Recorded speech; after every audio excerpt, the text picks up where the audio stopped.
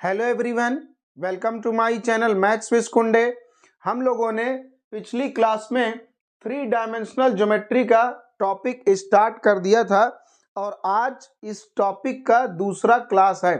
तो पिछली क्लास में यानी सबसे पहली वाली क्लास जो 3 डायमेंशनल ज्योमेट्री का बिल्कुल स्टार्टिंग सबसे पहला क्लास था, उसमें हम लोगों ने स्ट्रेट लाइन एंड प्लेन्स इस टॉपिक को स्टार्ट किया था और इसी टॉपिक के आगे हम लोग फिर स्फीयर्स, कोन, सिलेंडर, कॉन्कॉइड्स ये सब पढ़ेंगे और उन पर हम लोग क्वेश्चन भी प्रैक्टिस करेंगे यानी एक्सरसाइज को सॉल्व करेंगे। तो पिछली वाली क्लास में हम लोगों ने direction angles, direction cosine and direction ratios को पढ़ लिया था। उससे रिलेटेड कुछ और भी डेफिनेशंस और थियरम्स थे, वो भी हम लोगों ने कर लिया था, यानी कॉन्सेप्ट और थियरी वाला पार्ट हो चुका है। तो उसी से रिलेटेड कुछ क्वेश्चंस हैं। तो इस एक्सरसाइज में टोटल 15 क्वेश्चंस हैं। तो हम लोग आज की क्लास में क्वेश्चन नंबर 1 से लेकर 7 तक सॉल्व करेंगे और इसके बाद नेक्स्ट क्लास में क्वेश्चन 8 से क्वेश्चन 15 तक करेंगे। तो आज का हमारा टारगेट है क्वेश्चन 1 से 7 तक पूरा कंप्लीट सोल्यूशन करना। अभी हमने 1 से लेकर 4 तक लिखा है, इसको सॉल्व करने के बाद फिर 5 से लेकर 7 तक और नोट करेंगे और उसको भी हम लोग सॉल्व करेंगे। तो यहाँ पर आपको बिल्कुल कंप्लीट पूरा सोल्यूशन आपको देखने को मिलेगा। तो स्ट्रेट लाइन एंड प्लेन्स वाला ये टॉपिक है, इसको हम लोग वेक्टर टेक्निक से पढ़ रहे हैं। तो बिल्कुल टाइम हम आपका खराब नहीं करेंगे और तुरंत इसका सोल्यूशन हम लोग करना स्टार्ट करेंगे। तो सबसे पहले यहाँ पर क्वेश्चन गिवन है, find the acute angle made by a line with Z axis. मतलब एक लाइन है, वो जेड एक्सिस के साथ जो एक्यूट एंगल बना रही है उसे आपको निकाल कर बताना है। लेकिन व्हेन इट मेक्स, लेकिन वो लाइन क्या करती है, एंगल बनाती है 60 डिग्री का और 45 डिग्री का। किसके साथ? एक्स और वाई के साथ रिस्पेक्टिवली। यानी वो लाइन एक्स और वाई के साथ जो एंगल बना रही है वो गिवन है और जेड के साथ बनाया हुआ एंगल हम लोगों से पूछा जा रहा है।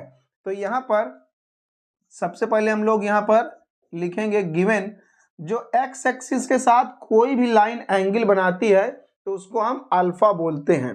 तो अल्फा इज इक्वल टू यहाँ पर 60 डिग्री है, beta is equal to 45 degree है एंड जेड एक्सिस के साथ जो बना हुआ एंगल है वो उसको हम लोग गामा कहते हैं। वो हम लोगों से यहाँ पर पूछा जा रहा है कि गामा की वैल्यू कितनी होगी, यानी जेड एक्सिस के साथ बना हुआ एंगल कितना होगा।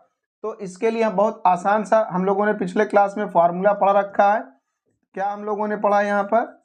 We know that. इसके लिए हम लोगों ने एक फॉर्मूला पढ़ रखा है, cos square alpha plus cos square beta plus cos square gamma is equal to 1। ये हम लोगों ने पढ़ रखा है। तो अब अल्फा की जगह पर यहाँ क्या करेंगे, हम 60 डिग्री पुट कर देंगे।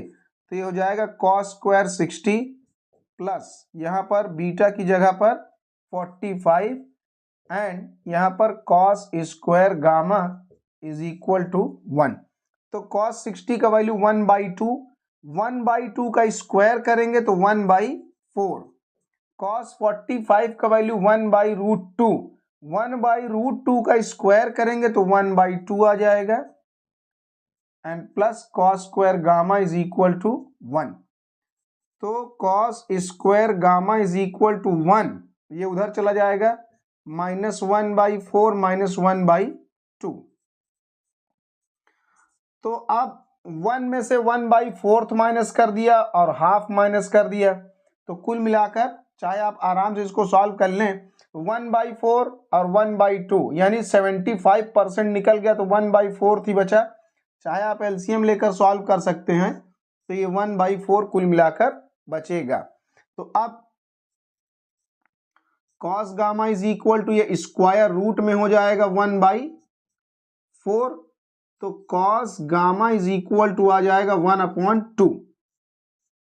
हम यहाँ पर पॉजिटिव एंगल निकाल रहे हैं, जो एक्यूट एंगल ले रहे हैं। वैसे तो यहाँ पर प्लस माइनस का हाफ आएगा, लेकिन हम प्लस हाफ ले रहे हैं क्योंकि हम लोगों से एक्यूट एंगल पूछ रहा है।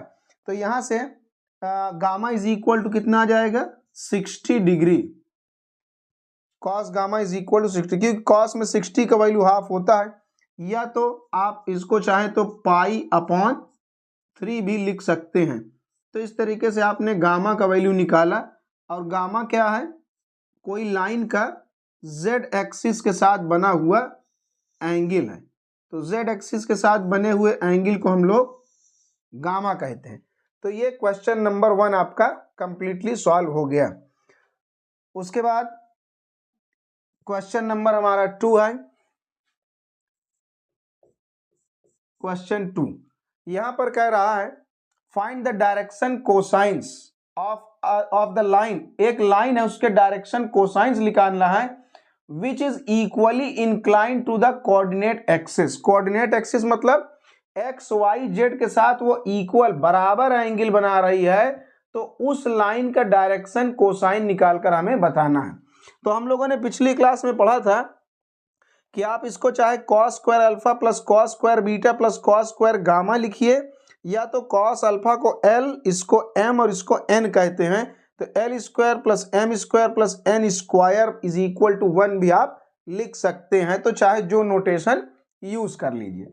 तो यहाँ पर एंगल का तो कोई काम है नहीं, तो हम लोग एल एम एन ही लिख लेते हैं, जैसे लिखने में आराम रहेगा, जल्दी सॉल्व हो जाएगा। तो यहाँ पर हम लोगों ने कॉस, यहाँ अल्फा बीटा गामा को यूज किया था ये वाला, क्योंकि यहाँ पर एंगल गिवन था तो यही वाला यूज कर लिए। अब यहाँ एंगल का कोई काम तो है नहीं, तो इसलिए हम लोग इसको ये नोटेशन में लिख ले रहे हैं। कोई भी नोटेशन में आप लिख सकते हैं, तो आप दोनों नोटेशन को जानते रहिए।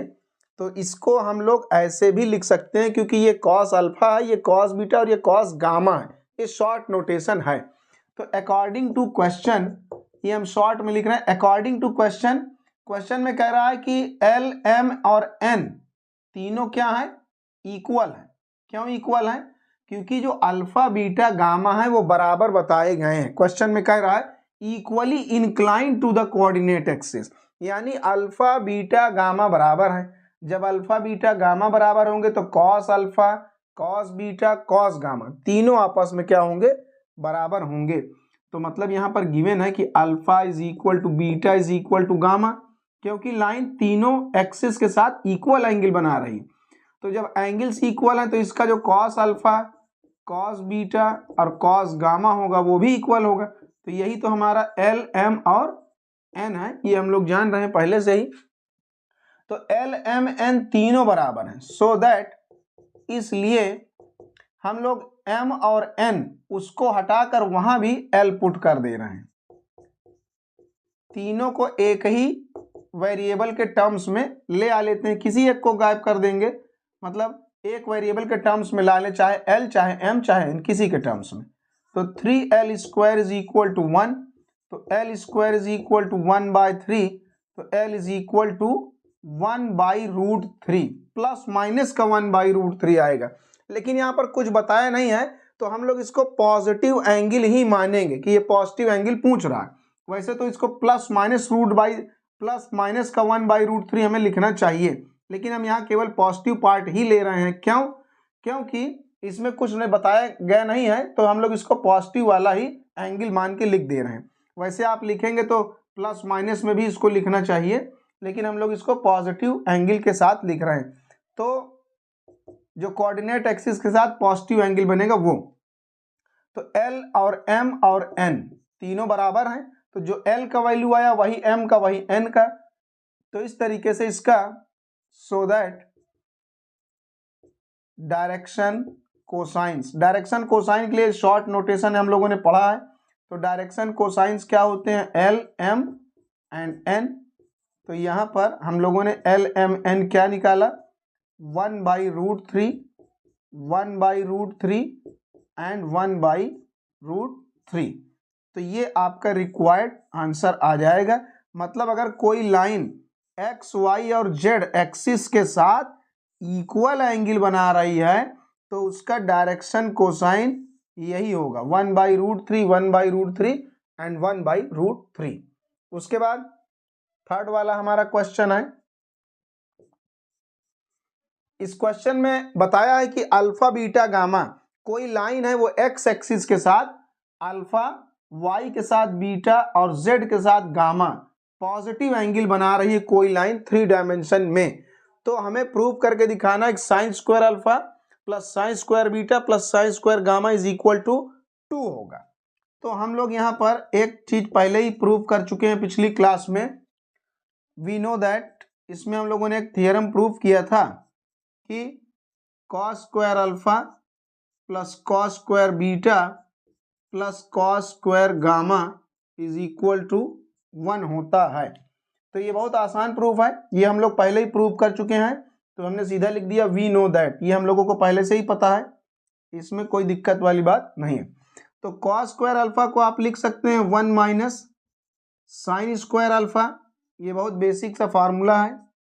कॉस स्क्वायर बीटा की जगह 1 minus sine square beta and cos square gamma की जगह 1 minus sine square gamma is equal to 1। तो ये 1, 2 और 3 बन जाएगा। यहां से माइनस का साइन स्क्वायर अल्फा बचेगा, यहां से minus sine square alpha minus sine square beta and minus का sine square gamma is equal to, ये 1, 1 और 1 3 बन जाएगा। ये 1 अपनी जगह पर है, ये 3 उस साइड जाएगा तो माइनस का 3 बनेगा, और इन तीनों में हम लोग माइनस कॉमन ले लेंगे तो यहाँ प्लस में आ जाएगा। तो इस साइड सॉल्व करने पर आएगा क्या, माइनस का 2 आएगा, -2। तो ये स्क्वायर लगा है, sine square alpha plus sine square beta plus sine square gamma is equal to, यहां पर माइनस का 2 आएगा, तो माइनस माइनस दोनों साइड से कैंसिल आउट हो जाएगा। तो बस रिक्वायर्ड रिजल्ट आपका आ गया, sine square alpha plus sine square beta plus sine square gamma is equal to 2। तो ये आपका रिक्वायर्ड सॉल्यूशन आ गया। इसमें एक छोटा सा ये प्रूफ था, यही आपको करके इसमें दिखाना था। तो ये पुराने वाले हमारे फॉर्मूले से आराम से हो गया। तो क्वेश्चन नंबर 1, 2 और 3 कंप्लीट हो गया। उसके बाद क्वेश्चन नंबर 4 है हमारा। क्वेश्चन नंबर 4 में क्या बताया गया है, इफ अ लाइन, अगर कोई लाइन है, मेक्स एंगल्स, वो एंगल बनाती है, कौन कौन से angle, alpha beta gamma delta, ये एंगल बनाती है कोई line with 4 diagonals of a cube. मतलब एक क्यूब है, इसके लिए हमने आपके लिए पहले से एकदम रेडीमेड ये डायग्राम बना रखा है बढ़िया सा। तो एक क्यूब है, क्यूब के 4 डायगोनल होते हैं, उन चारों डायगोनल के साथ कोई लाइन अल्फा बीटा गामा और डेल्टा एंगल बनाती है। तो प्रूफ करके दिखाना है cos square alpha plus cos square beta plus cos square gamma plus cos square delta is equal to 4/3, ये प्रूफ करना है। तो इसके क्यूब के 4 डायगोनल होते हैं, चारों डायगोनल के साथ वो लाइन अलग अलग एंगल बना रही है, अल्फा बीटा गामा डेल्टा। तो अब अगर आप यहाँ पर देखें तो इसके 4 डायगोनल्स कौन से हैं, तो चारों डायगोनल यहाँ पर हम लोग बना सकते हैं। तो जैसे सबसे पहला डायगोनल हम लोग देखें, ये क्यूब आप देखिए, ये एक्स एक्सिस बना है, ये वाई एक्सिस और ये जेड एक्सिस यहाँ पर बना है। यानी जमीन में जो हमारा है, यहाँ नीचे एक्स और वाई एक्सिस से मिलकर नीचे एक्स वाई प्लेन है, और ये वाई और जेड से पीछे वाली दीवार, जो ये सामने वॉल है, दीवार है, ये हमारा क्या है, वाई जेड प्लेन है। और ये एक्स और जेड से मिलकर जो ऐसे दीवार खड़ी होगी वो हमारी क्या होगी, एक्स जेड यानी जेड एक्स प्लेन होगा, x y plane, y z plane, और ऐसे होगा जेड एक्स प्लेन, जेड और एक्स से मिलकर। तो अब आप यहाँ पर ध्यान दीजिए कि जो ओरिजिन है, कॉर्नर पॉइंट, वो पीछे है, और ये वाला जो वर्टेक्स है ई, ये आपके सामने होगा। तो यानी ये जो पीछे वाला जो वर्टेक्स है ओ, यहाँ से डायगोनल निकलेगा 3 डायमेंशन में और यहाँ ई तक आएगा। तो हमारा जो पहला डायगोनल है वो कौन सा है, ओ ई है।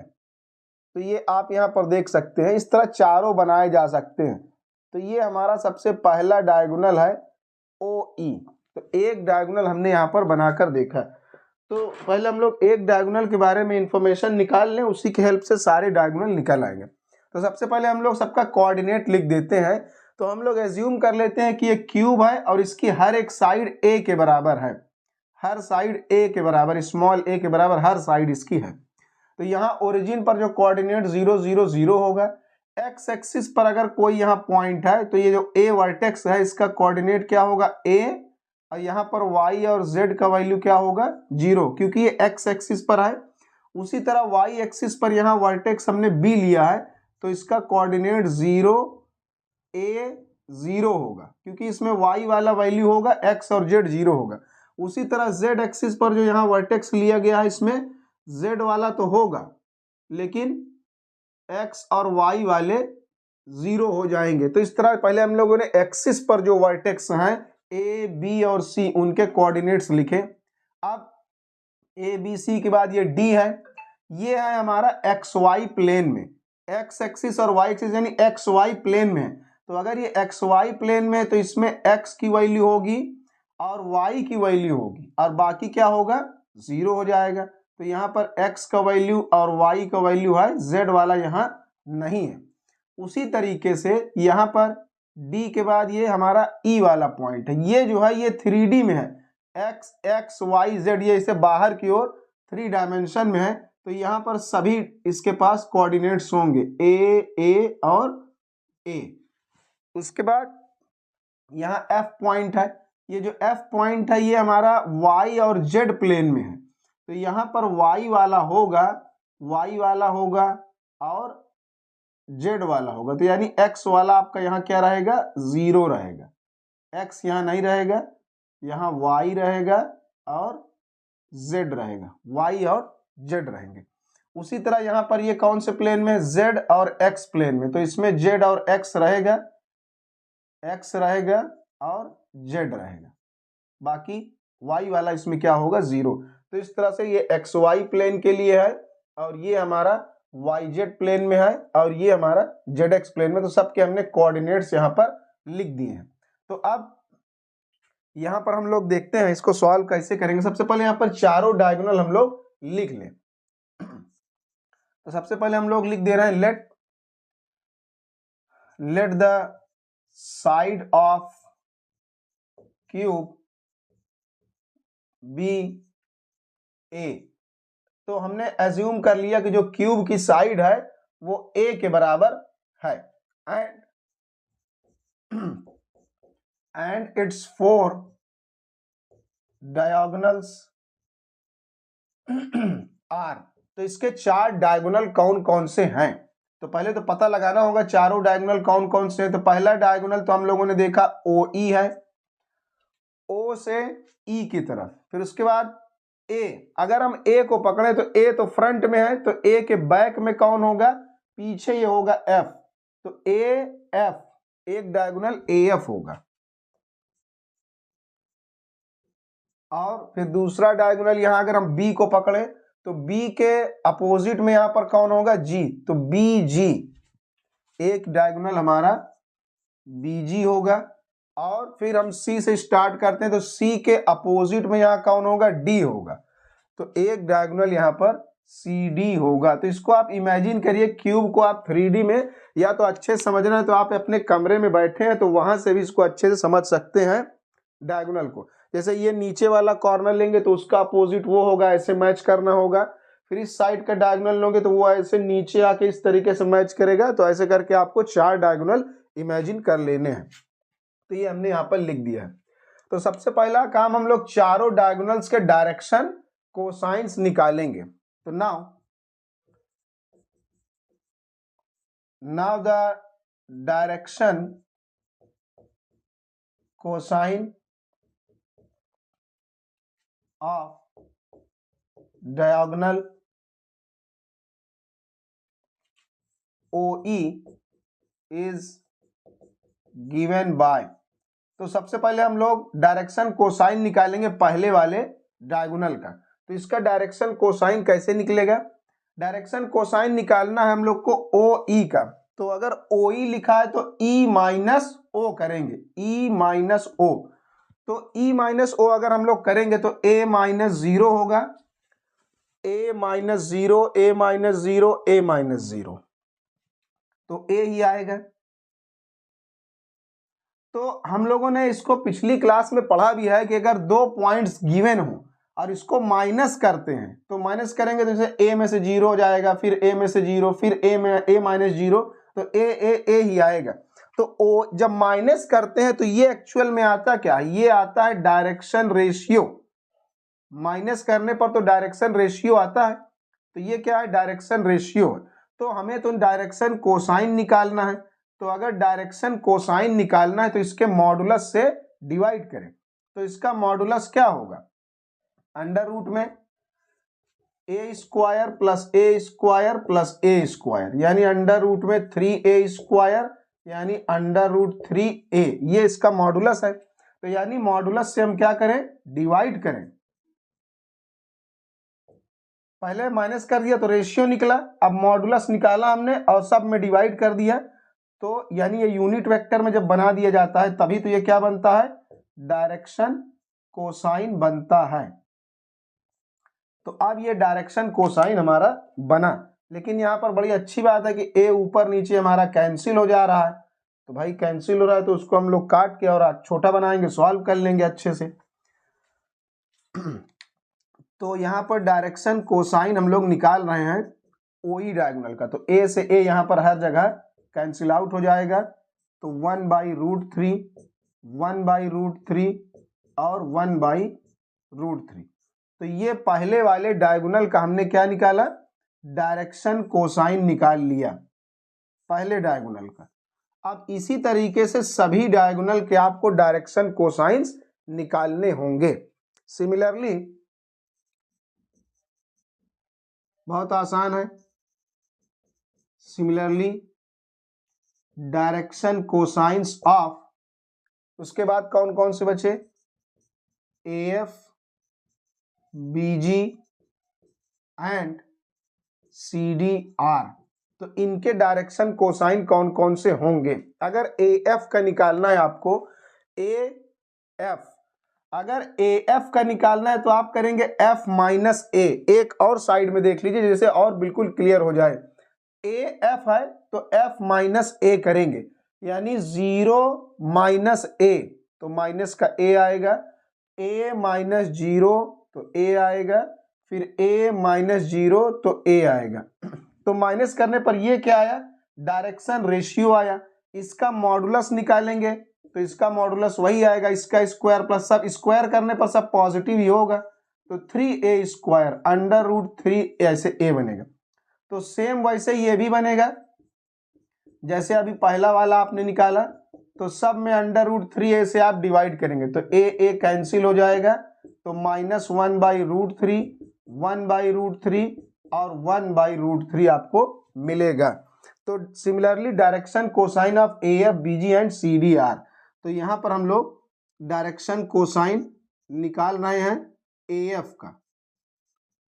तो AF का आपने निकाल कर देखा, -1/√3, 1/√3 एंड 1/√3 आपको मिला, ये आपने निकाल लिया। बिल्कुल सेम वैसे ही करना है। उसी तरह डायरेक्शन कोसाइन आप BG का लिख लेंगे, बिल्कुल सेम इसी मैनर में। अगर BG करना है तो G माइनस B आप करेंगे, तो ये आपका आ जाएगा, यहाँ माइनस वाला साइन बीच में पहुंच जाएगा। इसी तरीके से आपको सबको कैलकुलेट कर लेना है। एंड और एक फाइनल डायरेक्शन कोसाइन एक और बचा, कौन सा, CD। तो CD का आप निकालेंगे तो D माइनस C करेंगे, आप उल्टा करना है, D माइनस C। ये सब हम लोगों ने पिछली क्लास में पढ़ रखा है इसका कॉन्सेप्ट। अगर आपने इसको अच्छे से पिछली क्लास नहीं पढ़ा है तो इसके लिए एक प्लेलिस्ट हमने बनाया है, 3D ज्योमेट्री के नाम से प्लेलिस्ट है, आप वहां से बिल्कुल स्टार्टिंग से पढ़ सकते हैं। हालांकि आज ये इसका दूसरी वाली क्लास ये 3D ज्योमेट्री की है। तो यहाँ हम लोग क्वेश्चन प्रैक्टिस कर रहे थे, हमने ये चारों हमने यहाँ पर डायरेक्शन कोसाइन लिख दिए। तो ये हमारा जो है OE का है, फिर AF, BG और CD सबका बिल्कुल सिस्टम से बन गया है। यहाँ सारे पॉजिटिव हैं फिर इसमें पहला माइनस पर, फिर माइनस वाला दूसरी पोजीशन पर, माइनस वाला तीसरी पोजीशन पर। ये हमने चारों डायरेक्शन कोसाइंस निकाल लिए। अब हम अपने क्वेश्चन पर वापस आते हैं। क्वेश्चन क्या कह रहा है कि कोई लाइन है जो इन चारों डायगोनल से अलग अलग एंगल बनाती है। अलग अलग एंगल कौन कौन से हैं? अल्फा, बीटा, गामा और डेल्टा हैं, वो बताया गया है। तो हम लोग को लाइन के बारे में तो कुछ पता नहीं है, तो हम लोग यहाँ पर लेट कर लेते हैं, let l m n be the, हम लोग एज्यूम कर लेते हैं कि l m n be the direction cosines of the given line. तो ये हम लोगों ने एज्यूम कर लिया कि एल एम एन क्या है? डायरेक्शन कोसाइन किसका? गिवन लाइन का, जो लाइन के बारे में क्वेश्चन में बात कर रहा है। सो दैट, इसलिए उस लाइन का और पहले वाले डायगोनल के बीच का एंगल कितना दिया है? अल्फा। और इस लाइन का दूसरे वाले डायगोनल के साथ एंगल बीटा, तीसरे के साथ गामा, चौथे के साथ डेल्टा दिया हुआ है। सो दैट, इसलिए हम बारी बारी एंगल पता लगाएंगे। तो कॉस अल्फा अगर निकालना है, तो हम लोगों ने एंगल निकालना तो सीख लिया है, जानते हैं हम लोग। अगर कॉस अल्फा निकालना है तो फार्मूला हम लोगों ने पढ़ा है, दो लाइंस के बीच का angle A dot B upon A का मॉड और बी का मॉड। तो यहां पर आप ध्यान दीजिए, हम लोग ये वाला अगर फार्मूला लगाएं दो लाइंस के बीच में एंगल निकालने का, तो क्या होगा? ऊपर दोनों का डॉट प्रोडक्ट करना होगा, दोनों के डायरेक्शन कोसाइन या डायरेक्शन रेशियो जो भी दिए हो। तो पहली हमारी लाइन यहां पर कौन सी है? पहला हमारा डायगोनल है ये, और दूसरी हमारी लाइन। तो पहले लाइन और पहले डायगोनल के बीच का एंगल निकलेगा, तो दोनों का डॉट प्रोडक्ट यानी एल एम एन का डॉट प्रोडक्ट इसके साथ होगा। तो डॉट प्रोडक्ट के लिए क्या होगा? एल वाला पहले वाले से, एम वाला दूसरे से, एन वाला दूसरे से। तो पहले लाइन और पहला डायगोनल, फिर वापस से लाइन और दूसरा डायगोनल, लाइन और तीसरा डायगोनल, फिर लाइन और चौथे डायगोनल के साथ एंगल निकालेंगे, तो cos alpha, cos beta, cos gamma, cos delta आ जाएगा। तो पहले ए डॉट बी करना है, तो लाइन का और ये पहले वाले डायगोनल का डॉट प्रोडक्ट करना है। तो एल इंटू 1/√3 प्लस एम वाला दूसरे से होगा और एन वाला तीसरे से। डॉट प्रोडक्ट किसी तरीके से होता है, पहला वाला पहले से, दूसरा वाला दूसरे से और तीसरा वाला तीसरे से। तो ये हमने निकाला, और अपॉन में ए का मॉड, बी का मॉड, तो इसका मॉडुलस निकालेंगे। अभी हम लोगों ने देखा कि ये डायरेक्शन कोसाइन है, और जितने भी डायरेक्शन कोसाइंस होते हैं उनका मॉडुलस हमेशा 1 होता है। तो अगर अपॉन में आप इसका मॉडुलस निकालेंगे तो 1 आएगा, क्योंकि ये डायरेक्शन कोसाइन है। कोसाइन का मॉडुलस हमेशा 1 आता है, रेशियो का नहीं आता। मॉडुलस का जब मतलब डायरेक्शन कोसाइन का मॉडुलस निकालते हैं तो हमेशा 1 आता है, क्योंकि ये यूनिट वेक्टर के कोफिशिएंट होते हैं। उसी तरह यहाँ भी लाइन का भी डायरेक्शन कोसाइन लिया गया है, तो उसका भी जब आप मॉडुलस निकालेंगे तो वो भी नीचे 1 आएगा। तो 1 लिखने से नीचे कोई मतलब नहीं है। तो उसके बाद कुल मिलाकर हमारा कॉस अल्फा बराबर ये आया। तो यहां से हम 1/√3 कॉमन ले लें, तो ये l plus m plus n bracket में बचेगा। तो ये हमने कॉस अल्फा निकाल लिया। सिमिलरली इसी तरीके से आप कॉस बीटा निकालेंगे। तो जब कॉस बीटा आप निकालेंगे तो फिर इस लाइन का इस डायगोनल के साथ होगा, तो बिल्कुल सेम ऐसे ही आएगा। यहाँ पर भी 1/√3 इसमें कॉमन हो जाएगा, और यहाँ पर पहला वाला पोजीशन पर माइनस लगा है, तो माइनस का l plus m plus n. उसी तरीके से कॉस गामा आप निकालेंगे, तो 1/√3 इसमें भी बाहर आ जाएगा, l minus m plus n, यहाँ पर माइनस दूसरी पोजीशन पर है। एंड लास्ट में कॉस डेल्टा आप निकालेंगे, तो 1/√3, और यहाँ से l plus m minus n हो जाएगा, l plus m minus n हो जाएगा। तो ये आपका इक्वेशन 1, 2, 3 एंड 4। अब cos alpha, cos beta, cos gamma, cos delta आपने निकाल लिया, तो इनके स्क्वायर का सम पूछ रहा है। तो अब क्या करेंगे, सबका स्क्वायर का हम सम निकालेंगे। तो नाउ इक्वेशन 1 का स्क्वायर प्लस इक्वेशन 2 का स्क्वायर प्लस इक्वेशन 3 का स्क्वायर प्लस इक्वेशन 4 का स्क्वायर करके आप प्लस करेंगे। तो ये आपको करना है। तो इसका पहले लेफ्ट वाले का स्क्वायर करके जोड़ देंगे, फिर राइट वाले का स्क्वायर करके आप ऐड करेंगे। तो इधर से आएगा cos square alpha plus cos square beta plus cos square gamma plus cos square delta. Square करने के बाद आपको जोड़ देना है। यहाँ पर ध्यान रखिए, ये थोड़ा सा पार्टीशन कर दे रहे हैं, नहीं आप कंफ्यूज हो सकते हैं कि कौन किस में लिखा हुआ है। तो ये अलग है, पहले ये है फिर ये है। तो इस तरीके से ये बना हुआ है। तो अब इनका भी स्क्वायर करके आप सम करेंगे चारों का। जब इसका स्क्वायर होगा, इसका स्क्वायर होगा, इसका स्क्वायर और इसका सबके स्क्वायर का सम, जब आप सबका स्क्वायर करके सम करेंगे तो यहाँ पर 1/√3 का स्क्वायर, यहाँ भी 1/√3 का स्क्वायर, यहाँ भी, और जब सम करेंगे तो सब में से 1/√3 का स्क्वायर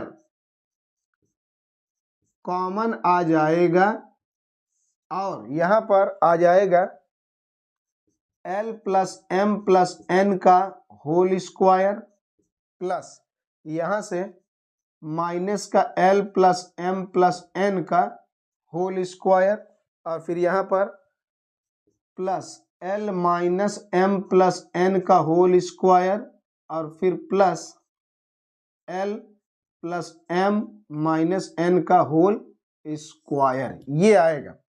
तो इसके बाद का काम बहुत आसान है। Cos square alpha plus cos square beta plus cos square gamma plus cos square delta is equal to 1/√3 का स्क्वायर तो 1/3 होगा। और यहां पर आप ध्यान से देखिए, जब आप इसको फॉर्मूले पर खोलेंगे a plus B plus C का होल स्क्वायर, तो ए square plus B square plus सी स्क्वायर फिर plus 2ab plus 2bc plus 2ca, ऐसे ये बहुत आसान काम है। आप सबको जब एक्सपैंड करेंगे तो और सारे टर्म कैंसिल हो जाएंगे, 4 बार l मिलेगा, l स्क्वायर 4 बार m स्क्वायर 4 बार n स्क्वायर। तो ये एक्सपैंड करेंगे तो आराम से 4 सब में से कॉमन हो जाएगा, तो l square plus m square plus n square. ये बहुत सिंपल सी कैलकुलेशन है। सबको फार्मूले पर आप खोलिए और जो कैंसिल हो रहा है कैंसिल कर दीजिए। अब हम लोगों को पता है कि l square plus m square plus n square बराबर कितना होता है, 1 होता है। तो यहाँ l square plus m square plus n square की जगह 1 आ जाएगा। इसको आपको थोड़ा सा सिंप्लीफाई करना है, फार्मूले पर एक्सपेंड कर दिए, बिल्कुल जैसे क्लास 8th 9th में भी ये फार्मूला स्टार्ट हो जाता है, उसी से कर लेना है। तो इसमें कोई दिक्कत वाली बात नहीं। Cos square alpha plus cos square beta plus cos square gamma plus cos square delta, तो यहां पर हो जाएगा 1, क्योंकि डायरेक्शन कोसाइंस के स्क्वायर का सम 1 होता है। l square plus m square plus n square 1, 4/3 बचेगा, 4/3। तो यही रिक्वायर्ड आपको प्रूफ करना था, ये आपका रिक्वायर्ड प्रूफ आ गया। तो इस तरीके से क्वेश्चन नंबर 4 आपने कंप्लीट कर लिया। अब हम लोग इसमें अभी और करेंगे आज की क्लास में, जैसा हमने बताया कि आज हम लोग क्वेश्चन नंबर 1 से लेकर 7 तक सॉल्व करेंगे। तो ये 4 तक हो गया, अभी हम लोग 5, 6 और 7 नोट करके उसको भी करेंगे। तो अब हम लोगों का क्वेश्चन नंबर 5, 6 और 7 है, 1 से 4 तक हम लोगों ने कर लिया है। तो अब इनको भी हम लोग एक एक करके सॉल्व करेंगे। तो क्वेश्चन नंबर 5 है, इसमें बोल रहा है find the acute angle. Acute angle निकालना, यानी 0 से 90 के बीच में। Acute angle between the lines, 2 line यहां पर बताई गई हैं जिनके डायरेक्शन रेशियोज मतलब LMN है और उनको सेटिस्फाई कर रहा है कोई रिलेशन। तो यहाँ 2 रिलेशन बताया गया है, L plus M plus N equal to 0 और एक ये 2LM plus 2LN minus MN equal to 0। तो ये दोनों रिलेशन बताए गए हैं डायरेक्शन कोसाइंस LM और N में। तो अब इसकी हेल्प से आपको क्या करना है, दोनों लाइंस के बीच में क्या करना है, एंगल फाइंड आउट करना है। तो अब आप सोच रहे होंगे यहाँ पर 2 लाइन कैसे होगी, क्योंकि एल एम एन तो एक ही बताया है, लेकिन जब इसको आप सॉल्व करेंगे तो एल एम एन की 2 वैल्यूज निकल कर आएंगी। तो इस तरीके से मालूम चलेगा कि यहाँ पर 2 लाइंस थी। तो कुल मिलाकर दोनों लाइंस का आपको डायरेक्शन रेशियो या डायरेक्शन कोसाइन किसी तरह से निकाल लेना है और उसके बाद उसके बीच का एंगल आप फाइंड आउट कर लेंगे। तो सबसे पहला टारगेट है कि हम लोग एल एम एन की दो पॉसिबल वैल्यूज निकालें, एल की 2 वैल्यू, एम की 2 वैल्यू और एन की। तो एल एम एन जो फर्स्ट वाली वैल्यू आएगी वो पहली लाइन के लिए होगा और एल एम एन की जो दूसरी वाली वैल्यू होगी वो दूसरी वाली लाइन के लिए होगा। उसके बाद हम सॉल्व करके दोनों के बीच का एंगल फाइंड आउट कर लेंगे, वही अपना कॉस थीटा वाला फॉर्मूला लगाएंगे, cos theta is equal to A dot B upon A का मॉड बी का मॉड। तो यहाँ पर हम लोग पहले इक्वेशंस को नोट कर लेते हैं। गिवन दैट हम लोगों को यहाँ बताया है l plus m plus n is equal to 0, ये हमारा फर्स्ट इक्वेशन है। और फिर 2LM plus 2LN minus MN equal to 0, ये दोनों इक्वेशन हम लोग को गिवन है। तो हमें दोनों को सॉल्व करके LMN का डायरेक्शन रेशियो या कोसाइन जो पॉसिबल हो वो निकाल लेंगे। तो फ्रॉम इक्वेशन 1 से हम किसी एक वेरिएबल का वैल्यू निकाल लेंगे, किसी एक का LMN में से। जैसे हमने n को इधर ही रख लिया और बाकी ये दोनों उधर चले गए, तो उस साइड चले जाएंगे तो ये हो जाएगा इस तरीके से, n इज इक्वल टू आ जाएगा माइनस का l प्लस m। तो इसको हम क्या करेंगे, फर्स्ट वाले से निकाल के सेकेंड वाले में पुट करेंगे। Putting this in equation 2 we get, इसको उठाकर हम लोग इक्वेशन 2 में पुट कर देंगे n का वैल्यू।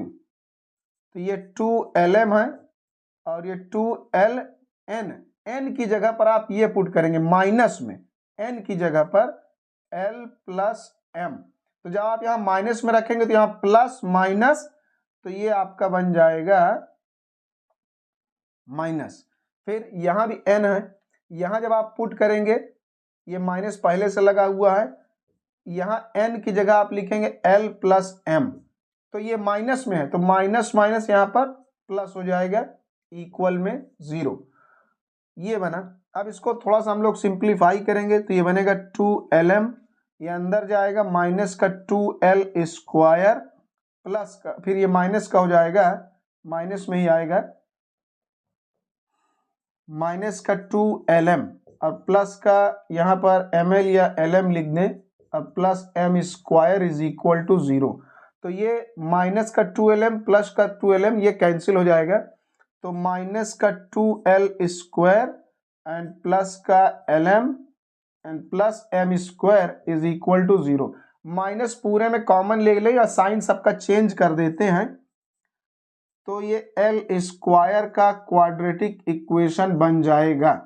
ये L स्क्वायर का क्वाड्रेटिक इक्वेशन है, तो चाहे आप m स्क्वायर का भी क्वाड्रेटिक इक्वेशन की तरह देख सकते हैं। पहले L स्क्वायर फिर एक L फिर L गायब हो गया, और आप m के फॉर्म में भी क्वाड्रेटिक इसको देख सकते हैं। तो बिल्कुल वैसे ही इसका हम लोग फैक्टर बनाएंगे जैसे क्वाड्रेटिक इक्वेशन का बनाते हैं।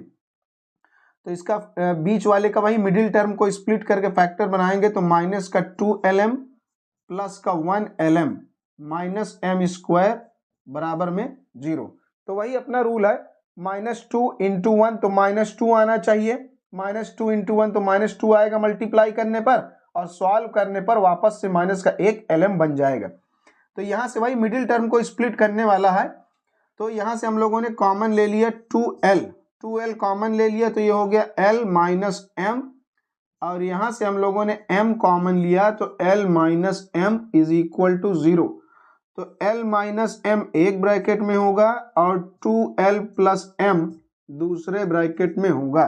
तो यहाँ से आपका आएगा L is equal to M, और यहाँ से आपका आ जाएगा L की वैल्यू अगर आप निकालेंगे तो माइनस का M/2, ये माइनस का M/2 हो जाएगा। तो यहाँ से L की आपको 2 वैल्यूज मिली, इक्वेशन 1 और 2 को हम लोगों ने इस तरीके से सब्स्टिट्यूशन करके निकाला। तो अभी L और M की वैल्यूज निकल आई हैं, मतलब एक्चुअल में एल का ही वैल्यू निकला है एम के टर्म्स में। तो अब हम लोग इसका यूज करें इक्वेशन 1 में या 2 में। 2 थोड़ा कॉम्प्लिकेटेड है तो इसको हम लोग इक्वेशन 1 में यूज करेंगे क्योंकि वो आसान है, छोटा है। तो now from equation 1 we get equation 1 से, तो इक्वेशन 1 हमारे पास यहाँ पर है, तो इसमें हम लोग बारी बारी इसी को पुट करेंगे। तो फॉर पहले हम लोग पुट करेंगे L is equal to M का। ना from equation 1 we get for L is equal to M, L बराबर M के लिए तो जहां L है वहां M पुट करें। L की जगह पर M पुट कर दिया हमने। ये L is equal to M equation 1 में पहले पुट करा, फिर इसको भी करेंगे अभी। तो यहाँ पे क्या बन गया 2m प्लस n बराबर 0, तो 2m is equal to minus का n हो गया। तो इसको हम यहाँ पर देख रहे हैं L बराबर m लिखा है, तो यहाँ भी हम m को अकेले ही कर ले रहे हैं क्योंकि ये दोनों में ब्रिज का काम कर रहा है, ब्रिज का काम कर रहा है। L m के बराबर है और यही m माइनस का n बाई 2 के बराबर भी है। सो दैट अब हम लोगों को तीनों में रिलेशन बना लेना है। तो सो दैट L बराबर क्या है, यहां से L बराबर m है, यही हमने पुट किया था। L के इक्वल में m और m के इक्वल में माइनस का n बाई 2। तो अब L के नीचे जो नंबर लिखा है वो कुछ नहीं तो 1 माना जाएगा, m के नीचे भी 1 है और n के नीचे इस माइनस को भी उसी के साथ नीचे लिखेंगे। तो ये एक हम लोगों ने निकाला। तो L के जो करस्पॉन्डिंग नंबर्स हैं वो इसके क्या हैं, डायरेक्शन रेशियोज हैं।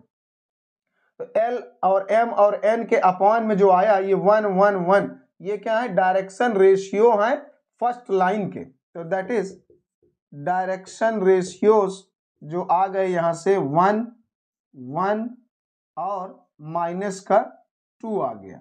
किसका, पहली वाली इक्वेशन का आपने डायरेक्शन रेशियो इस तरह से निकाला जो L M N के प्रोपोर्शनल नंबर्स हैं।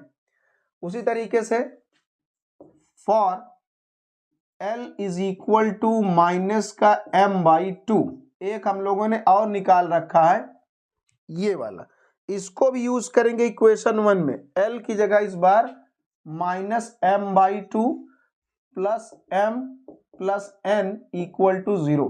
तो ये 1m है और ये माइनस m बाई 2 है, तो m में से m बाई 2 माइनस हो जाएगा तो m बाई 2 ही बचेगा और ये n उस साइड चला जाएगा तो माइनस में हो जाएगा। तो यहाँ से m इज इक्वल टू आ जाएगा माइनस का, या तो हम लोग इस माइनस को इधर ही लगा लें क्योंकि यहाँ भी माइनस का m बाई 2 बना है तो ये दोनों में लिंक बनाने का काम करेगा। तो माइनस m बाई 2 ही लिखा रहने दे रहे हैं इक्वल में n। सो दैट तो अब L की जगह पर माइनस m बाई 2 और माइनस m बाई 2 n के बराबर भी है, तो इसलिए L के बराबर में माइनस m बाई 2 यहाँ है और माइनस m बाई 2 n के बराबर भी है, तो तीनों में रिलेशन बना। तो यहाँ पर L के नीचे कुछ नहीं है तो 1 माना जाएगा, m के नीचे इस माइनस को पूरा नीचे ले जाएंगे और n के नीचे कुछ नहीं तो 1 माना जाएगा। तो इस तरीके से एक दूसरा रिलेशन भी हम लोगों ने इस तरह निकाल लिया। तो इस यहाँ से डायरेक्शन रेशियोज क्या मिले हम लोग को, 1 माइनस 2 और 1। ये हम लोगों ने पिछली क्लास में पढ़ा था, जो सबसे पहली क्लास में, कि जो डायरेक्शन कोसाइन के जो प्रोपोर्शनल नंबर्स होते हैं वो डायरेक्शन रेशियोज होते हैं। तो now the required angle between, ये बिटवीन को हम शॉर्ट में ऐसे लिख रहे हैं, बिटवीन टू लाइंस इज, तो दोनों लाइन के बीच में एंगल कैसे निकलेगा, क्या फार्मूला है, cos theta is equal to A dot B upon A का मॉडुलस इंटू बी का मॉडुलस। तो डॉट प्रोडक्ट करेंगे इन दोनों का डॉट प्रोडक्ट, तो डॉट प्रोडक्ट के लिए 1 वाला 1 से और फिर ये सेकेंड वाला पोजीशन वाला सेकेंड वाले से, तो 1 इंटू -2 तो -2 आएगा, फिर -2 इंटू 1 तो -2 आएगा। तो ये हुआ, डॉट प्रोडक्ट कर दिया, पहला वाला पहले से, दूसरा वाला दूसरे से और तीसरा वाला तीसरे से। फिर अपॉन में a का मॉड, इसका मॉड निकालेंगे तो 2 का स्क्वायर 4, 5 और 6 √6 आएगा, और दूसरे वाले का मॉडुलस अंडर रूट में 1 का स्क्वायर, -2 का स्क्वायर और 1 का स्क्वायर, तो 2 का स्क्वायर 4, 5, 6, यहां से भी 6 आएगा। तो ये बना। तो अब ये क्या बन गया, -4 + 1 तो -3 और √6 तो एक 6 बनेगा। तो इस तरीके से cos theta is equal to आपको मिला -1/2। तो इसका मतलब -1/2 कब होता है, जब थीटा में 120 डिग्री हो। लेकिन क्वेश्चन में हम लोगों से पूछा है find the acute angle between the lines. जब दो लाइंस ऐसे इंटरसेक्ट करती हैं तो एक तो ये छोटा एंगल बनता है जिसको हम एक्यूट एंगल कहते हैं, और एक ये दोनों लाइन के बीच में बड़ा एंगल बनेगा जिसको हम ऑब्ट्यूस एंगल कहते हैं। तो ये पहली लाइन है L1, ये दूसरी लाइन मान लीजिए L2 है। तो हम लोगों के बीच में 120 डिग्री एंगल आया, इसका मतलब ये ऑब्ट्यूस वाला एंगल आया है। तो अगर एक्यूट एंगल निकालना है तो ये पूरा तो 180 होता है, तो 180 में से ये माइनस कर दें, तो so that acute angle is, तो एक्यूट एंगल हम लोग कैसे निकालेंगे, 180 में से ये जो 120 आया इसको हम लोग माइनस करें तो क्या आ जाएगा, 60 डिग्री आ जाएगा, या तो हम लोग इसको लिख दें π/3। तो ये आपका रिक्वायर्ड सॉल्यूशन हो जाएगा क्वेश्चन नंबर 5 का। तो इसी तरीके से आपको ये सॉल्व करना है। क्वेश्चन नंबर 5 का ये रिक्वायर्ड सॉल्यूशन हो जाएगा। उसके बाद क्वेश्चन नंबर 6 है हमारा। क्वेश्चन नंबर 6 में बताया है show that the straight lines whose direction ratios, मतलब कुछ स्ट्रेट लाइन के बारे में बता रहा है जिनका डायरेक्शन रेशियो क्या है, LMN है, आर गिवन बाय इक्वेशंस। तो डायरेक्शन रेशियो में दो रिलेशन बताया है, AL + BM + CN = 0। यहाँ पर 2 बार इक्वल लिखा है, कोई दिक्कत नहीं है, तो ये एक ही बार है ये। और एक और रिलेशन है UL² + VM² + WN² = 0। ये दो रिलेशन गिवन है। बोल रहा है कि अगर दोनों लाइन परपेंडिकुलर हैं या पैरेलल हैं तो उसके हिसाब से ये रिलेशन होगा। तो पहले पैरेलल के लिए बोला है, अगर पैरेलल है तो ये रिलेशन होगा, और अगर परपेंडिकुलर है तो ये रिलेशन होगा। ऐसा हमें प्रूव करके दिखाना है कि जब लाइन पैरेलल होंगी तो ये होगा, परपेंडिकुलर होंगी तो ये होगा। ये दो कंडीशंस गिवन है, इनकी हेल्प से हम ये दोनों को प्रूव करेंगे। तो सबसे पहले यहाँ पर हम लोग दोनों इक्वेशन अपना लिख ले रहे हैं। गिवन दैट पहला इक्वेशन हमारा क्या है, AL + BM + CN = 0। ये बना देते हैं हम लोग इक्वेशन 1।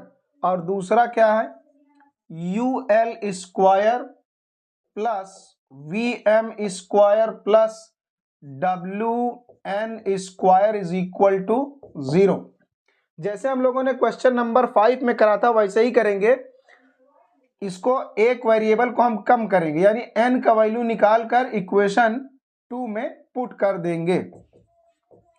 फ्रॉम इक्वेशन 1 किसी का भी वैल्यू निकाल सकते हैं। इक्वेशन 1 से CN इधर रहेगा और ये दोनों उस साइड चले जाएंगे, AL और BM, और ये जो है माइनस का AL + BM, C इधर आ जाएगा अपॉन में। अब इसको पुट कर देंगे हम लोग इक्वेशन 2 में। Putting this in equation 2 we get, इसको उठाकर n का वैल्यू इक्वेशन 2 में पुट कर देंगे तो UL² अपनी जगह पर है, VM² अपनी जगह पर है, और यहाँ पर WN², तो n का वैल्यू यहाँ पर रख के स्क्वायर कर देंगे तो ये निगेटिव है वो पॉजिटिव ही बन जाएगा। तो AL + BM अपॉन सी का होल स्क्वायर। माइनस में वैल्यू रखा जाएगा लेकिन वो हो जाएगा प्लस में ही, तो नेगेटिव लगाने से कोई मतलब है नहीं। चाहे आप लगा सकते हैं, जब अगली बार स्क्वायर करेंगे तो वो प्लस में ही आ जाएगा। लिखते समय तो आप माइनस लगा ही सकते हैं, जैसे लिखना चाहें तो आप यहाँ पर माइनस में लिख सकते हैं। ये आपने लिखा माइनस में और फिर यहाँ आपने स्क्वायर करा, तो अब इसका हम लोग स्क्वायर कर देंगे। इसका स्क्वायर करेंगे तो ये बनेगा A square L square plus B square M square plus 2ab/L(m) और होल अपॉन में C square is equal to 0। ये बन गया। तो ये इस तरीके से अब इसको हम लोग अरेंज करेंगे तो यहाँ एलसीएम हो जाएगा, ये यहाँ पर आ जाएगा U C square L square और V C square M square plus W और ब्रैकेट में जो लिखा है A square L square plus B square M square plus 2ab/L(m) और होल अपॉन सी स्क्वायर आएगा। एलसीएम यहाँ लेंगे, फिर होल अपॉन सी स्क्वायर वो उधर चला जाएगा तो उसका काम खत्म। तो इसको हम लोग डब्ल्यू को अंदर मल्टीप्लाई कर ले रहे हैं और देखते हैं क्या अच्छा सा अरेंजमेंट बन सकता है। तो ये अंदर जाएगा डब्ल्यू, तो ए स्क्वायर एल स्क्वायर डब्ल्यू और बी स्क्वायर एम स्क्वायर डब्ल्यू और 2ab/L(m) W is equal to 0। तो अब हम लोग यहाँ से यहाँ और इसमें से एल स्क्वायर हम लोग कॉमन लेंगे, तो यहाँ से बचेगा यू सी स्क्वायर और यहाँ से एल स्क्वायर निकल आएगा तो WA स्क्वायर। उसके बाद LM वाला टर्म लिखेंगे जिसमें LM लिखा है, तो यहाँ से हो जाएगा LM और जो बाकी का बचा है 2AB और W, ये हो गया। और M स्क्वायर वाला कौन है, ये है और यहाँ एक टर्म है, तो हम लोग M स्क्वायर यहाँ से कॉमन लें तो ये हो जाएगा VC स्क्वायर और यहाँ से M स्क्वायर कॉमन लेंगे तो WB square is equal to 0। तो अब इसमें हम M स्क्वायर से पूरे में डिवाइड करेंगे, यहाँ भी और यहाँ हर जगह L मतलब M स्क्वायर से हर जगह डिवाइड करेंगे। तो यहाँ डिवाइड करेंगे तो ये बनेगा L square by M square, bracket में U C square plus WA square अपनी जगह पर पड़ा रहेगा। यहाँ M स्क्वायर से डिवाइड करेंगे तो अपॉन में M स्क्वायर, तो एक M नीचे बचेगा, फिर L/M और ब्रैकेट में 2AB/W और यहाँ M स्क्वायर से डिवाइड करेंगे तो M स्क्वायर गायब हो जाएगा, तो केवल हमारे पास बचेगा VC square plus WB square is equal to 0। अब देखिए ये L/M का क्वाड्रेटिक इक्वेशन है, जैसे आप क्वाड्रेटिक इक्वेशन ये लिखते हैं बिल्कुल वैसा ही है। तो ये जैसे यहाँ पर x स्क्वायर है तो यहाँ L/M का स्क्वायर है, फिर यहाँ पर x है तो यहाँ L/M, यहाँ x गायब, यहाँ भी x गायब, ABC, तो ये A है ब्रैकेट, ये ब्रैकेट B है और ये ब्रैकेट C है। तो x की जगह पर यहाँ L/M है, तो जैसे ये x का क्वाड्रेटिक इक्वेशन है वैसे ये L/M का क्वाड्रेटिक इक्वेशन है। तो बस अब क्वाड्रेटिक इक्वेशन बन गया। अब इस पर हम लोगों को पैरेलल का कंडीशन ये और परपेंडिकुलर का ये कंडीशन प्रूव करना है।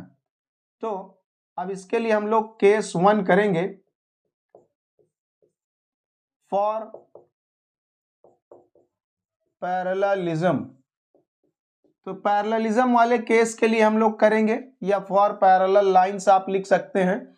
अगर दो लाइन पैरेलल हैं तो जो रूट्स होते हैं वो इक्वल होते हैं, कोइंसिडेंट होते हैं। तो कोइंसिडेंट का कंडीशन है b square minus 4ac equal to 0। तो b की जगह आपके पास क्या है 2ab/W माइनस का 4a, a की जगह पर है you C square plus W A square, और सी की जगह पर कांस्टेंट है we C square plus W B square is equal to 0। अब इसका स्क्वायर करेंगे तो 4a square B square W square minus का, इसको अंदर मल्टीप्लाई करेंगे यूवी सी का पावर 4, और यहां पर आ जाएगा यू डब्ल्यू बी स्क्वायर सी स्क्वायर, फिर इससे मल्टीप्लाई होगा तो v W A square C square, फिर इस वाले से इसमें मल्टीप्लाई होगा तो हो जाएगा डब्ल्यू square A square B square is equal to 0। तो ये इस तरीके से आपने यहां पर मल्टीप्लाई कर लिया। अब 4 यहां से हम कॉमन लेंगे और वो इक्वल के उस साइड यानी 0 के अपॉन में जाएगा तो उसका काम खत्म हो जाएगा। तो ए square B square W square bracket open करेंगे यू वी सी का पावर 4 माइनस का यू डब्ल्यू बी स्क्वायर सी स्क्वायर, फिर माइनस का V W A square C square, और माइनस का यहां पर W square A square B square is equal to 0। 4 common लेकर उधर चला गया, उसका काम खत्म। अब यहां पर देख रहे हैं ये A square B square W square, A square B square W square, minus plus का कैंसिल हो जाएगा। यहां पर आप देख रहे हैं कि इन तीनों में आप माइनस का सी स्क्वायर कॉमन ले सकते हैं। ये जो बचे हुए टर्म है 1 2 3, माइनस का सी स्क्वायर आप कॉमन लेंगे तो यहां से बचेगा यूवी सी स्क्वायर प्लस का, माइनस कॉमन ले लिया हमने, तो यहां से यू डब्ल्यू बी स्क्वायर और प्लस का V W A square is equal to 0। अब ये उसके अपॉन में चला गया, इसका भी काम खत्म। यूवी सी square U W B square और वी डब्ल्यू ए स्क्वायर बराबर 0। पूरे इक्वेशन में हम लोग यू वी डब्ल्यू से डिवाइड करेंगे। पूरे इक्वेशन में U V W U V W U V W, इधर तो डिवाइड करेंगे तो 0 ही आएगा। यहां से यू वी कैंसिल हो जाएगा तो सी स्क्वायर अपॉन डब्ल्यू, और यहां से u और w कैंसिल हो जाएगा तो b स्क्वायर अपॉन v, और यहां पर v और w कैंसिल हो जाएगा तो a square upon u equal to 0। अब इसको आप और थोड़ा सा सुंदर तरीके से लिखना चाहें, जैसे लिखा हुआ है सीक्वेंस में a square upon u plus b square upon v plus C square upon डब्ल्यू इज इक्वल टू 0। तो ये पैरेलल वाला कंडीशन आपने कर लिया, ये हो गया। अब उसके बाद हम लोग निकालेंगे परपेंडिकुलर वाला कंडीशन। परपेंडिकुलर कंडीशन सेकंड वाला, केस 2,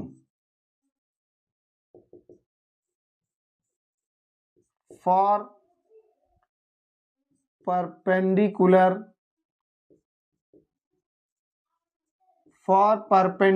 लाइंस। जब लाइन परपेंडिकुलर हैं तब के लिए। तो अब यहां पर देखिए एक चीज हम लोगों को यहां समझना है, अगर कोई क्वाड्रेटिक इक्वेशन जैसे लिखा है ax square plus b x plus c is equal to 0 perpendicular वाले के लिए, तो जब आप इसको सॉल्व करते हैं तो x की 2 वैल्यूज आती हैं। तो जो 2 रूट्स आते हैं उसको जनरली आप लोग अल्फा बीटा लिखते हैं या x1 x2 लिख सकते हैं। तो कुल मिलाकर अगर क्वाड्रेटिक इक्वेशन है तो x की 2 वैल्यू आएंगी, एक को हम x1 कह दिए, दूसरे को x2 कह दिए। उसी तरह ये जैसे ये x का क्वाड्रेटिक इक्वेशन है तो x1 x2 इसके 2 रूट्स हैं, उसी तरह ये हमारा L बाई M का क्वाड्रेटिक इक्वेशन है। तो इसका कुछ नाम हम लोग लिख दे रहे हैं, जैसे इसका नाम हमने लिख दिया इक्वेशन 1 तो यहां पर लिखा है पहले से, तो इसका नाम 2 3 हो गया। तो उसी तरह ये L बाई M का क्वाड्रेटिक इक्वेशन है, यानी इसके जो रूट्स होंगे वो L1 बाई M1 और L2 बाई M2 हम लिख सकते हैं। जैसे हम x को x1 x2 लिखते हैं उसी तरह। तो यहाँ पर लिखेंगे if L1 by M1 and L2 by M2। बिल्कुल आसान है, कोई दिक्कत नहीं। जैसे इसके लिए x1 x2 लिखा गया, वैसे L by M का क्वाड्रेटिक है तो L1 by M1 और L2 by M2 लिख दिया गया। भाई दो रूट्स तो आएंगे ही, तो L by M के फॉर्म में ये है, वो x के फॉर्म में है, तो उसी के एनालॉगस है। If L1 by M1 and L2 by M2 are the roots of equation 3 then, तो हमने एज्यूम कर लिया कि इसके दो रूट्स ये हैं, L1 by M1 और L2 by M2, इसके दो रूट्स हैं, are the roots of equation 3 then. तो ये आपके रफ का काम है, इसको आप हटा दीजिए, इसमें कोई दिक्कत नहीं। तो अब इसी तरीके से इसको हम लोग सॉल्व करेंगे।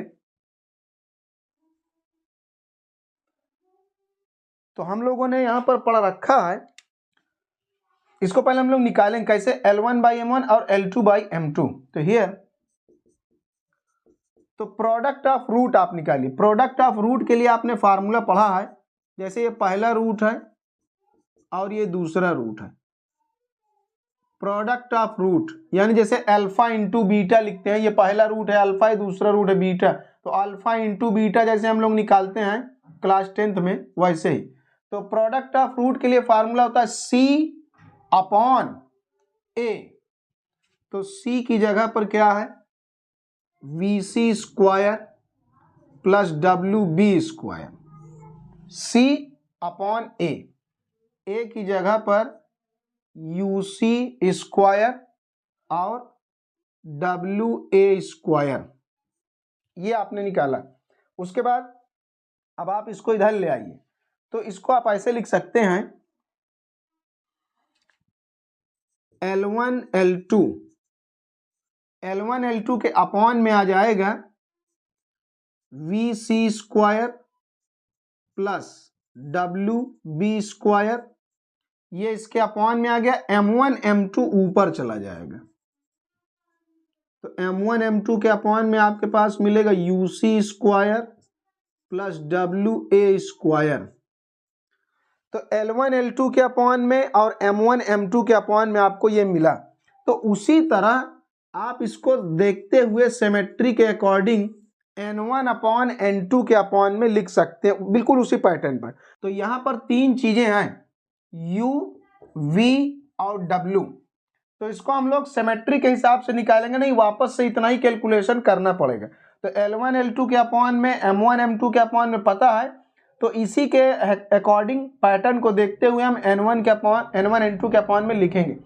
तो जैसे यहाँ पर V और W ये हो चुका है, और यहाँ पर W और U ये हो चुका है, यानी U और V बचे हैं।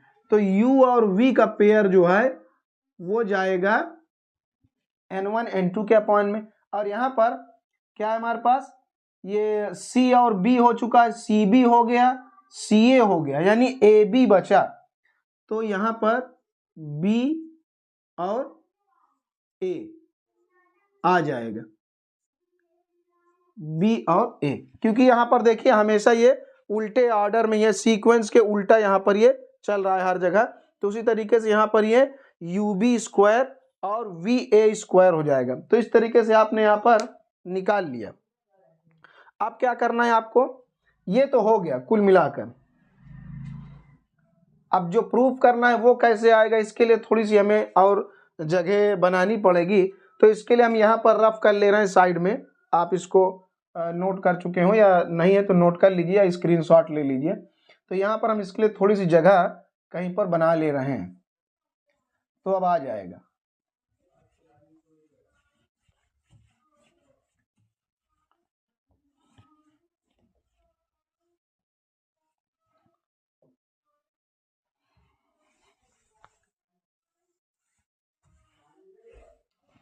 तो इसके बाद आपको यहां पर देखना है। तो अब यहां पर देखिए, परपेंडिकुलर के लिए यहां पर आपने पढ़ा है कि L1 L2 plus M1 M2 plus N1 N2 के बराबर में क्या होता है, 0 होता है। ये परपेंडिकुलर की कंडीशन है, ये आपने पहले भी पढ़ा है। तो L1 L2 का करस्पॉन्डिंग वैल्यू क्या है, VC स्क्वायर और WB स्क्वायर, और M1 M2 के लिए क्या है, UC स्क्वायर और WA स्क्वायर, और N1 N2 के लिए क्या है, UB square plus VA square equal में 0। अब जैसा क्वेश्चन में कह रहा है वैसा हम अरेंज करेंगे, A स्क्वायर, B स्क्वायर और C स्क्वायर कॉमन लेना है। तो A स्क्वायर कहाँ कहाँ दिख रहा है, यहाँ और यहाँ, तो हमने A स्क्वायर कॉमन ले लिया। तो जैसे वहां पर V प्लस W है, तो यहाँ से और यहाँ से A स्क्वायर कॉमन लिया तो V प्लस W, और B स्क्वायर हम यहाँ से और यहाँ से कॉमन लेंगे तो यहाँ पर U और W बचेगा, जैसे वहां पर लिखा हुआ है, तो W प्लस U प्रूफ में, और C स्क्वायर जब कॉमन आप ले लेंगे तो यहाँ से C स्क्वायर और यहाँ से C स्क्वायर, तो आपका U और V बचेगा, जैसे वहां प्रूफ में लिखा हुआ है, जो प्रूफ करना है ये हो गया आपका।